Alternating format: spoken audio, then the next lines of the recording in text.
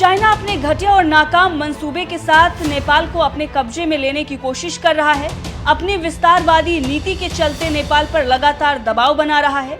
लेकिन जैसे ही बागेश्वर धाम वहां पर पहुंचे, उन्होंने कहा कि हिंदू राष्ट्र नेपाल की जय हो, जिसके बाद माहौल बन गया, लगातार जयकारे लगने लगे। बागेश्वर धाम ने वहां पहुंचकर ये साफ कर दिया कि नेपाल जो है वो भारत का परम मित्र था और है।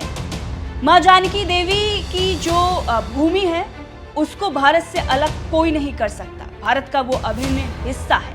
वो भारत के साथ लगातार आगे बढ़ रहा है और नेपाल एक दिन इतना आगे जाएगा कि दुनिया पूरी नेपाल को ही देखेगी। इस तरह की बातें जो बागेश्वर धाम की थी वो नेपाली जनता के दिल में बस गई। इससे पहले कई ऐसे विवाद थे जिसके चलते नेपाली जनता जो है वो भारत सरकार को कोस रही थी। लेकिन जैसे ही बागेश्वर धाम नेपाल पहुंचे, जनता जो है वो सारे विवादों को भूलकर और किस तरीके से उनके स्वागत में उमड़ पड़ी।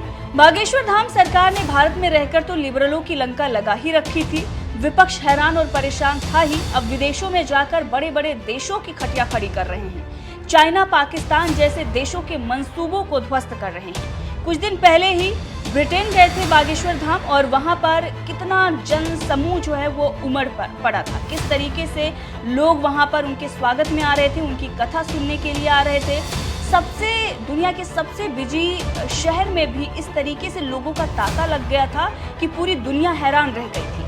अब वही बागेश्वर धाम जो है वो नेपाल पहुंचे हैं। नेपाल पहुंचते ही उनके स्वागत में लोगों की इतनी अथाह भीड़ उमड़ गई कि नेपाल सरकार को नेपाली सेना उतारनी पड़ी। जी हाँ, जो लोकल पुलिस थी उसके नहीं संभल पाई भीड़, जिसके बाद नेपाली सेना जो है वो बाबा बागेश्वर धाम के सुरक्षा में लगानी पड़ी।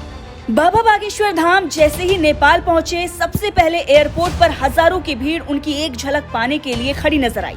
बाबा ने भी किसी भक्त को निराश नहीं किया और सभी को दर्शन दिया। वहीं देवचुली में राम कथा के पहले ही दिन बागेश्वर धाम ने हिंदू राष्ट्र नेपाल की जय बोलकर माहौल बांध दिया।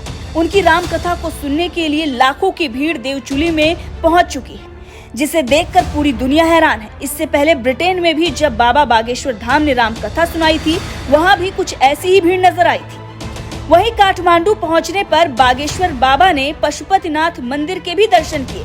यहाँ उन्होंने भगवान शिव के दर्शन और पूजन किए। धीरेन्द्र कृष्ण शास्त्री नेपाल के मशहूर हिंदू नेता वरुण चौधरी के निमंत्रण पर नेपाल पहुंचे हैं। देवचुली में उनकी राम कथा का समापन 21 अगस्त को होने वाला है। राम कथा का आयोजन नेपाल के बुटवल नारायण घाट मार्ग पर स्थित सीजी इंडस्ट्रियल पार्क शाश्वत धाम देवचुली में किया गया है और यहाँ पर बड़ी संख्या में भीड़ उमड़ रही है। भीड़ को संभालने के लिए कथा आयोजकों ने पुलिस के साथ साथ सैकड़ों कार्यकर्ताओं को भी जगह जगह पर तैनात कर दिया है। सेना भी उतर चुकी है। गाड़ियों की पार्किंग के लिए कई खुले मैदान को 3 दिन के लिए रिजर्व कर दिया गया है। लेकिन हालात ये हो चले हैं कि देवचुली में इस वक्त पैर रखने की भी जगह नहीं बची है। राम कथा के पहले दिन ही पंडित धीरेन्द्र कृष्ण शास्त्री ने नेपाल के लोगों को संबोधित किया। संबोधन में उन्होंने कुछ ऐसा कह दिया कि दुनिया हैरान और परेशान हो गई और नेपाल की जनता जयकारे लगाने लगी बाबा बागेश्वर धाम की। तो आप भी बोलिए कमेंट में बाबा बागेश्वर धाम की जय। बाबा बागेश्वर धाम ने जनता को संबोधित करते हुए ये कह दिया कि यहाँ जन्मे सभी लोगों को गर्व होना चाहिए, क्योंकि ये एक ऐसी पुण्य भूमि है जहाँ पैदा होने वालों को अयोध्या नहीं जाना पड़ता, बल्कि अयोध्या के राम को यहाँ आना पड़ता है।